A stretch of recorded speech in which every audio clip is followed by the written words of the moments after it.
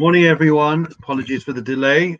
We are learning this morning in memory of Leah Bas Bible, Tzivia Bas Mordechai, Abram ben David Slavin, Shlomo ben Yisrael Morris, Eliezer ben Shmuel Teret, Eliezer Shalom ben Abram Shmuel Beres, Zipporah Fegler Bas Reuven Baruch, Shalom ben Elieli, Bena Bas Bible, Fuma Shoshana Bas Yaakov Shmuel, as well as today's Yortzites for Reuven ben Shlomo, and Reuven ben Shlomo Gelding, and that's Malka Bas Moshe Gilo, Aaron ben Nissim Yosef Sasun HaKohen, Esther Bas Yaakov, Mordechai ben Tzvi, Shlomo Bas Ephraim, Shlava Bas Chatzko HaKohen, Dina Bas Moshe Zelek, Chaya Gittel Bas Yisrael HaLevi, Bronya Bas Shmuel, Mordechai ben Tzvi, Shlomo Bas Ephraim, Shlava Bas Chatzko HaKohen, Dina Bas Moshe Zelek, Chaya Gittel Bas Yisrael HaLevi, Brona Bas Shmuel.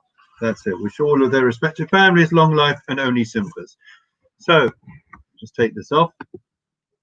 Okay, so today we want to have a look at a couple of very interesting Mishnayos, which I think will enlighten us and maybe give us a fresh perspective to certain key elements of our lives. The first Mishnah says as follows: Rabbi Yossi Omer, that the money of your friend should be as dear to you as your own, right? And basically that means that a person, you are responsible for your friend's money, and you should treat your friend's possessions as if your own. If you love your neighbor as yourself, then that means that whatever is his is yours, and what's yours is his. And therefore a person should really be particular about when one borrows or when somebody lends something, to make sure that it is given back the way they got it, right? And that is because of the relationship and the commitment that one makes, that when one borrows something, one gives it back in the same way. And a person should prepare oneself, apply yourself to learn Torah properly. It says it's not a Yerusha, it's not an inheritance. In other words, we are born Jewish, but in terms of our inheritance, right, it's not necessarily a given. So what do I mean? We know it says Torah tziva lanu Moshe. The Torah was commanded by Moshe to Moshe, right? Torah tziva lanu Moshe. Moshe commanded us in the Torah. Morasha kilos Yaakov. It is an inheritance, an heirloom to the house of Jacob. And the question is, what does that mean? We just said again, what's the problem? I'm just realizing now there's a problem in this Mishnah. We said it's not a Yerusha, it's not an inheritance. And in that famous statement that we teach our children from the first day that they are able to speak, Torah tziva lanu Moshe morasha kilot Yaakov, we're saying it is an inheritance. The answer to this conundrum, I believe, is that it is something which is literally sitting there. Imagine that you have a prince, right? And there is a crown. Prince Charles has that crown, right, that's sitting there, right?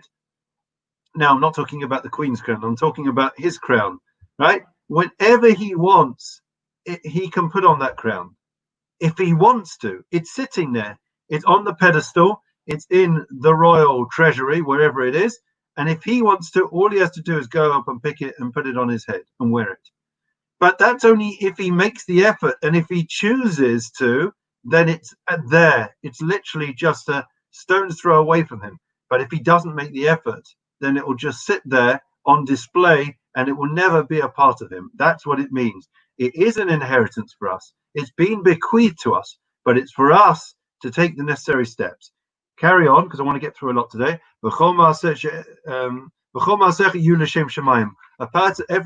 person's every action should be for the sake of heaven. Now, what that is quite a dramatic statement, right? What do you mean? Every one of our actions should be for the sake of heaven. What am I meant to do? I go around every second of the day making blessings, right? That's not what we do. But we know there is a statement by I can't remember where it is, but in relation to Chanoch, one of the early members of civilization, that they say that he was every stitch, he was a shoemaker, and every stitch was considered as if he was binding worlds together. What was he doing? All he was doing was making shoes in an honest fashion.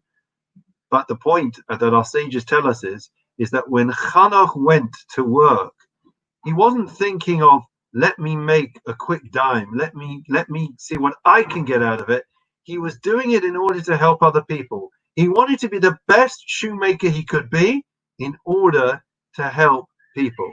If a person is doing things with the right intentions, if when you are working, you want to genuinely help your client, right? I remember the film The Firm, many of us may remember it, that it's all about the billing. It's about, billing the client. If that's the way it is, then that is not for the sake of heaven. But if it is conversely, be it an accountant, a doctor, a lawyer, whatever profession that you are in, a computer engineer, and you're saying, I'm not in it just for the money. I'm in it because I want to do a good job. I'm in it because I want to help another person. Then when you are working, it's not a mundane act. You become elevated. You transcend your physicality, the physical act that you are doing, and you are binding worlds like Hanoch. I want to move on. I apologize. Don't have so much. I want to get through a lot. Next statement. Rebbe Lazar Oimer, Hevishaka Torah, that a person should be diligent in the study of Torah. This we've heard many, many times. I think the theme is coming through quite loudly, that about the primacy of learning Torah. And apologies, there are still people coming through. Good morning to each and every one of you. In order to keep going, I'm not going to go through the list today because there's so many. But the point is that a person must learn Torah, and there are many reasons we've discussed in the past, be it that it is the same way that Lord Sachs says that when we pray, we speak to God. When we learn Torah, then God speaks to us. There is that element that we have the deepest way that we can connect to God is through limud Torah, is through learning Torah. But there is also an idea for us to be able to know how to lead our lives, right? And there is also an idea that it strengthens our faith. And this particular point now is mentioned and addressed in this very Mishna. Rebbe Lazar, referring to Rebbe Lazar ben Aruch, the great sage that we spoke about earlier, that was outweighed all the others. He says, a person should immerse himself in learning Torah. A person has to know how to respond to a heretic, right? When a person throws a question your way, right, it throws us off kilter sometimes. If we are not strong in our beliefs, if we're not strong in our faith, it's not for him that we need to respond. It's for us that we need to respond. Do we know the answer to the questions, the basic tenets, the fundamentals in Judaism, right? There are basic questions in Judaism. Why is the Messiah not mentioned in the Torah, right? Why is it there's so much pain and suffering in the world?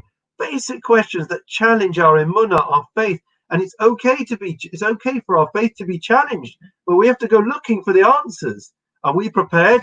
Are we willing to go and look for the answers? So this is why we have to learn and learn and learn, right? If we don't know the answer to things, we have to learn more, and then we come to a realization. I'm going to move on, and I apologize just because there is so much to get through and so many great points that I want to bring to your attention. We're going to hopefully have time for one more, okay? The Mishna says, this is Rebbe Tarfon. He says as follows: Hu Ya'imah, Lo alecha melacha lingmor. This is a famous statement. You are not required to complete the work, to complete the task. V'lo ata ben chorin lebatel mimena, and you are not at liberty to withdraw yourself from this work. Okay, what does that mean? We were learning this week with Jamie, with Emma Dorfman. I hope I got her name right. Dorman, which you mentioned this week about in regards to resilience, about how we have to have the correct mental state, the mindset, the psychology, in order to be able to deal with what we're dealing with. And this seems to be a clear idea and tool for us in the current climate. It is literally a battle a psychological battle that we are struggling with. I'm speaking for myself. I know we're all struggling. Everyone is struggling, if we're honest, if we're thinking people in the current climate, not knowing when it's going to end. Pitom and Ramses in Egypt, right? More than the difficulty and challenge in the work in building those pyramids and building those cities day after day, you know what the difficulty was? It was the fact that it was like built on quicksand. As soon as it was built, before their very eyes, it came tumbling down. And that is very much sometimes a feeling, a psyche that we all have. We feel that we're not accomplishing, we're not achieving. And that plays on our mind. And then we come to a realization, we say to ourselves, you know what? I'm going to give up. What's the point? I'm not getting anywhere. I don't see any results. I don't feel I'm getting there. It's like, there's cartoon characters that you see, their legs are spinning around or the wheels are spinning around and they're not getting anywhere. It says Rebbe Elazar ben Aruch, one of the wisest of men, he says as follows: La alecha melachan likmo. Don't think that it's for you to finish the task, to finish the mission. Nonetheless, it's not for you to give up, to acquit yourself, to relinquish your responsibilities. You're expected to aim, to do your best, to set yourself on course, to do the best you can, to be the best person you can be, to be the best Anthony, Joshua, Andrew, Estelle, whatever, Karen, just whoever you are, be the best person you can possibly be. And if you aim for the stars, you aim to be the very best, it's true. You may not get there, or it may take a lifetime to get there. But if you aim for the stars, at least you'll head towards it. But if you give up, you throw in the towel, you say, there's no point in even trying, right? Well, you're going to be even more despondent, more dejected. You're going to feel a complete loser that you're not accomplishing and you could accomplish. And there are people that I met that the whole of their lives, they are eaten up with that feeling of frustration about not accomplishing in life, about that they could have been much more, and they spend their lives taking pot shots at other people, knocking them down, because the best way that they can feel good about their low self-esteem and the chips that they carry on their shoulder is by knocking other people down.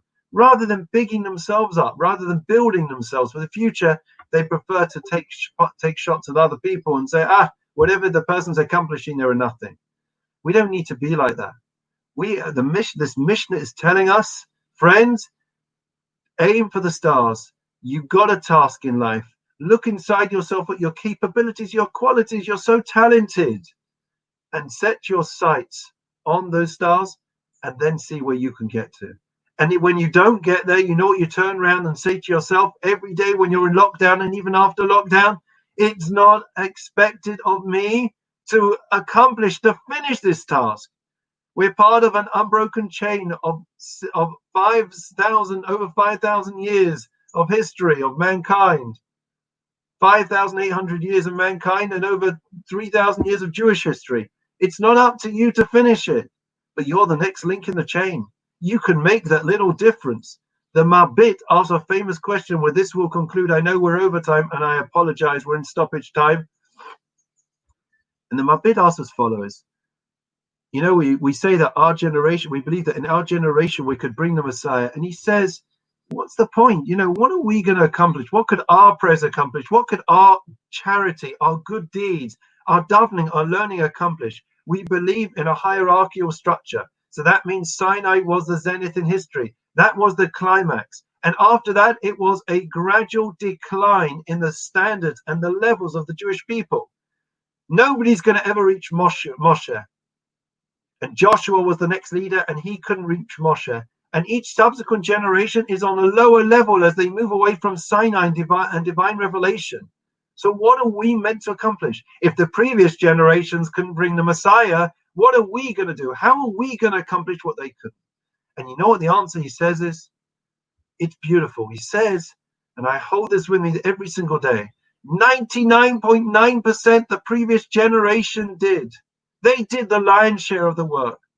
But there is still that small, minuscule amount, that little seed that needs to be placed on the pile.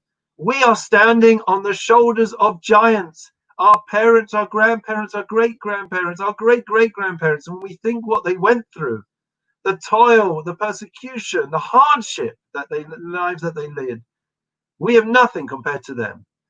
But yet, don't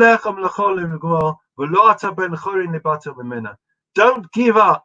That little bit of difference that we can make is the difference, the tipping point between us as a nation achieving redemption, bringing this world to its conclusion, and us still waiting patiently for an end of the exile and end of the pain and sorrow. Remember that. You make a difference. Your every single action, every single day counts. Make that difference.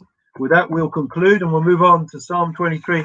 Apologies, I did start late. I know we're in stoppage time, and a shout out to all my my Liverpool fans out there. Mazel tov, Sach Nachas. I would say please go next year as well, but you have to share it around, and we're still waiting after 60 years.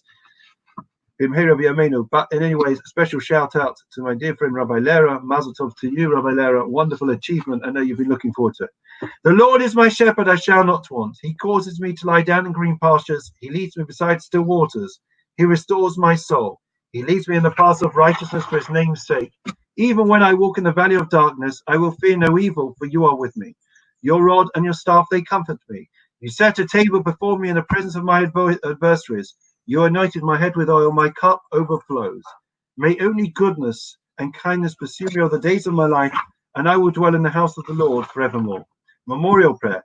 El Malay Rachamim Shoichin Bamroin Mimam Semanukhanukana Al Kampesh Kinabalos Kadosh Maturin Kazura Kivasirim Es Nishmois Lea Bas Bible Tivia Bas Mordechai Abram Ben David Slavin Shlomo Ben Yisroel Morris Eliezer Ben Shmuel Teret Eliezer Shalom Ben Abram Shmuel Beres Tipora Fegel Bas Reuven Baruch Shalom Ben Eli Lee from Rosh Hashanah Bas Yaakov Shmuel.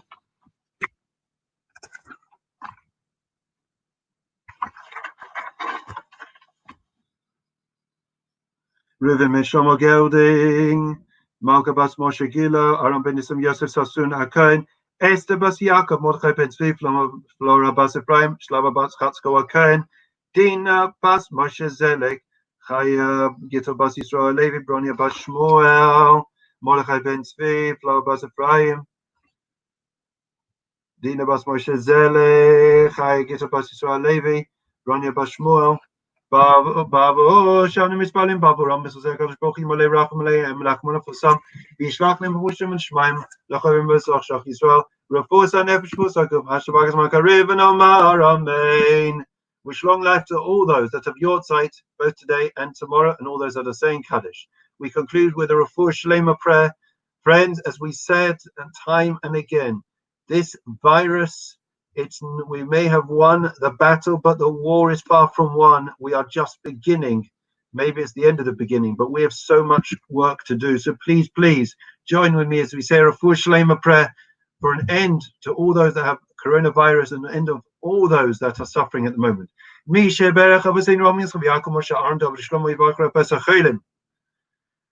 Bavo שאנו מתפללים בעברם בזכות הקדוש ברוך הוא מלא רחם עליהם נחמן ופרסם ישלח להם רפואה מן השמיים לכל ישראל רפואת הנפש רפואת הגוף השבת הזמן קריב ונאמר amen. Wish everyone well. Please God, they should have a good health, happiness, success, prosperity. Have a great Shabbos. Keep well. Look forward to seeing you on Sunday. Take care.